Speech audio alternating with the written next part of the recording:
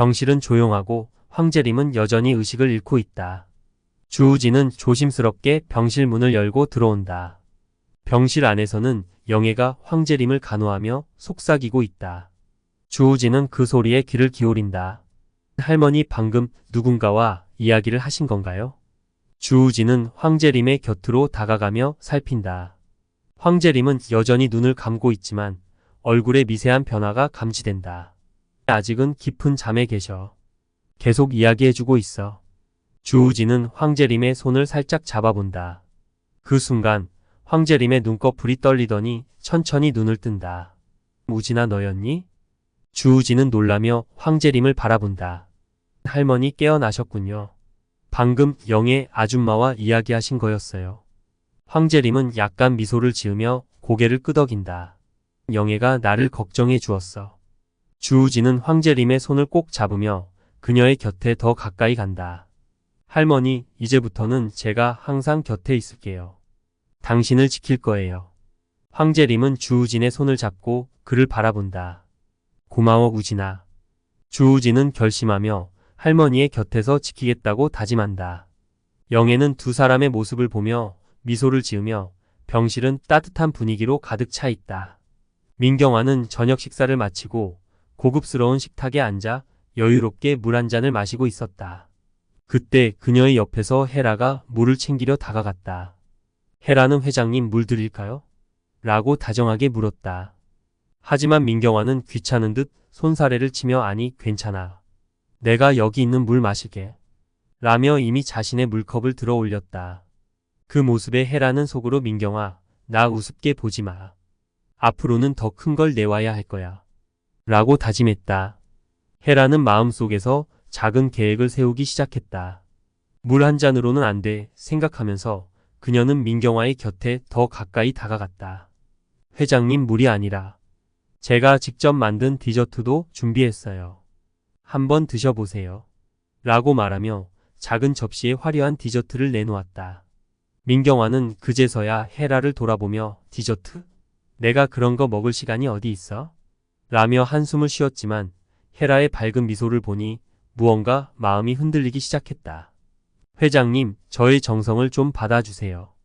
이건 특별한 날을 위해 만든 거예요. 헤라가 애교를 부리며 다시 한번 권하자 민경화는 어쩔 수 없이 호기심이 생겼다. 결국 그녀는 한 입 베어물고 생각보다 괜찮네 라고 중얼거리며 미소를 지었다. 그 순간 헤라의 마음속에서는 이제부터는 내가 주도권을 잡아야겠다 라는 결심이 더욱 확고해졌다. 민경화가 자신을 우습게 보지 못하도록 다음에는 더 큰 반전을 준비해야겠다고 다짐하며 헤라는 몰래 웃음을 지었다. 사무실의 분위기는 긴장감으로 가득 차 있었다. 민경화는 우진을 똑바로 바라보며 목소리를 높였다. 우진, 여의주가 아프다면서? 그럼 끝난 거야? 나에게 돌아와. 난 너와 등지고 싶지 않아. 그녀의 눈빛에는 간절함이 담겨 있었다. 우진은 그 말을 듣자마자 고개를 저었다. 회장님, 여의주가 아프다고 해서 제가 다시 당신 편으로 돌아갈 거라고 생각하시는 건가요? 어림없는 소리입니다. 그의 목소리는 단호했지만 마음속에서는 복잡한 감정들이 얽혀 있었다.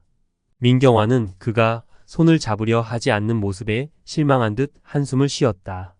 왜 이렇게 단호해? 여의주가 아프면 우리가 다시 기회를 가질 수 있는 거잖아. 우진은 팔짱을 끼고 다소 냉정한 표정으로 대답했다.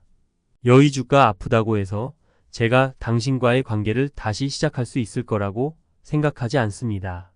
그건 너무 비겁한 선택이에요. 그는 한 발짝 물러서며 민경화와의 거리를 두었다. 민경화는 화가 나면서도 그의 진지한 눈빛에서 뭔가 흔들리는 걸 느꼈다.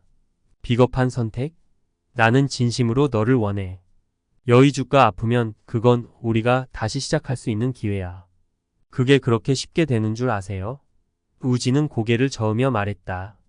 여의주가 아프다는 사실이 나를 당신에게 다시 끌어당길 수는 없어요. 저는 그럴 수 없다고요. 회장님, 그런 식으로는 안 됩니다. 우진은 화를 내며 대답했다. 민경화는 그의 반응에 조금 놀라면서도 계속해서 그의 마음을 흔들고자 했다. 그럼 내가 여의주를 걱정하는 이유는 뭐야? 난 네가 나와 함께하는 걸 원해. 내가 여의주를 걱정하는 건 결국 나를 피하고 싶다는 거잖아. 우진은 고개를 들고 말한다. 민경아, 당신과 나의 관계는 이미 너무 복잡해졌어요. 여의주가 아프다고 해서 그 복잡함이 사라지는 건 아니니까. 민경아는 그의 결단력에 실망했지만 동시에 조금은 희망을 느꼈다. 그럼 내가 어떻게 해야 내 마음을 돌릴 수 있을까? 내가 포기하지 않겠다고 했잖아. 우진은 한숨을 내쉬며 말했다.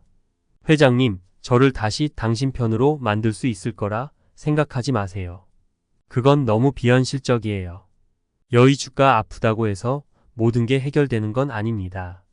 민경아는 그의 눈을 바라보며 알겠어, 우진. 하지만 내 마음은 변하지 않아. 언젠가는 너와 함께할 날이 올 거라고 믿고 있어. 그녀는 결단을 내린 듯한 표정을 지었다. 용수정은 구치소의 차가운 벽을 지나 장명철의 면회실로 들어섰다. 그의 얼굴은 피곤해 보였고 눈빛은 복잡한 감정으로 가득 차 있었다. 용수정은 그를 바라보며 입꼬리를 올렸다. 장명철, 오랜만이네.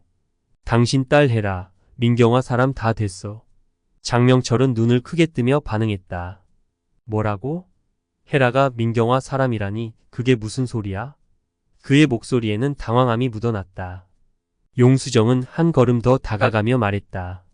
이제는 세상 구경하고 싶으면 수사에 협조해. 안 그러면 헤라가 민경아에게 끌려다니는 신세가 될 거야. 그녀의 목소리는 단호하면서도 위협적이었다. 장명철은 순간적으로 머릿속이 혼란스러웠다. 나는 이미 민경아가 시켜서 이런 짓을 했다고 이야기한 적이 있어. 이번에도 협조해야 할까? 그는 내심 고민하고 있었다. 하지만 용수정의 눈빛은 그에게 선택의 여지가 없음을 암시하고 있었다. 협조하지 않으면 당신은 헤라와 영원히 이별할 수도 있어.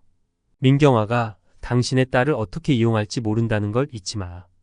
용수정은 장명철의 눈을 똑바로 바라보며 말했다. 장명철은 심호흡을 하며 결단을 내리려 했다. 하지만 만약 내가 협조한다면 그 대가로 뭘 얻을 수 있을까? 그의 목소리는 약간의 희망을 품고 있었다. 용수정은 미소를 지으며 말했다. 당신이 원하는 건 단 하나, 헤라를 지키는 거잖아. 협조하면 당신은 그녀를 보호할 수 있어. 그게 바로 당신의 선택이야. 장명철은 잠시 고민에 빠졌다. 그렇다면 내가 어떤 정보를 제공해야 하지? 그의 눈빛은 점점 확신에 차올랐다. 민경아의 지금까지의 비리, 그리고 중원 그녀가 어떤 계획을 세우고 있는지에 대한 정보를 말이야. 그걸 알면 당신은 헤라를 구할 수 있을 거야. 용수정은 자신의 주장을 더욱 설득력 있게 만들기 위해 힘주어 말했다. 장명철은 고개를 끄덕이며 결심했다. 좋아, 협조할게. 하지만 내가 알고 있는 건 민경아가 시킨 일이라는 거야. 나는 내 딸을 지키기 위해서라면 뭐든지 할 수 있어. 용수정은 그의 대답에 만족스러운 미소를 지었다. 그게 바로 내가 듣고 싶었던 대답이야. 이제 당신은 다시 세상 밖으로 나올 수 있는 길이 열렸어. 이처럼 117회에서는 등장인물들의 복잡한 심리와 갈등이 얽히며 각자의 목표를 향해 나아가는 모습이 그려질 예정이다. 민경아의 권력 회복, 여의주의 복수, 주우진의 가족 간의 갈등 등 다양한 요소가 서로 얽히며 드라마의 긴장감과 흥미를 높인다.